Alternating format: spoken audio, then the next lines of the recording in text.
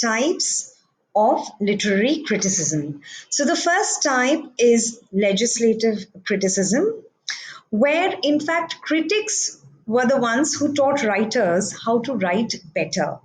So critics were kind of teachers, and they were in a superior position. So they evaluated works and then they passed their judgment. And then writers took tips from critics, and writers wrote as per expectations of critics. This practice was widely prevalent in the Elizabethan age. And critical observations during this period sought to address poets rather than readers of poetry. So the addresses were to the creators of the literary text rather than the readers of the text. But this kind of criticism is not in fashion or not in vogue anymore. And in fact, this kind of criticism lost its popularity because of John Dryden, who brought about a change in the literary critical scene in the 17th century. Moving on, the next type of criticism is judicial criticism. Judicial criticism has a fixed set of rules. It operates according to a set of principles, and it judges literary texts on the basis of set, predefined, preconceived, and established parameters. And like we have been discussing for a while in our videos now, this kind of critical study or this kind of criticism originated in the works of the Greek philosophers and writers Aristotle and Horace. Now, if you look at the English literary criticism scene, then we can say that Dr. Johnson was one of the exponents of judicial criticism. He was a prominent judicial critique.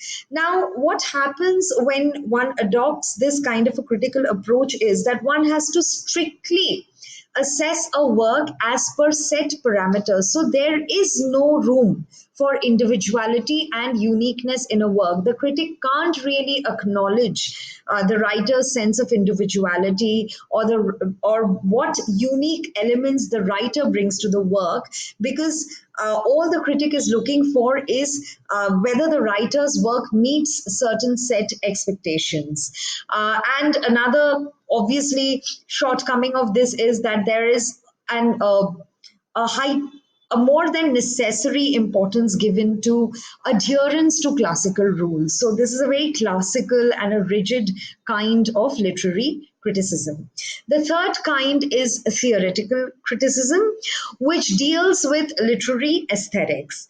Now, this focuses on literature as a discipline and not individual texts. So the whole body of literature and not individual works. And in fact, it establishes a literary theory on the basic principles of artistic beauty of the creation. So it looks at the aesthetic appeal of the creation, and it judges art for the sake of art.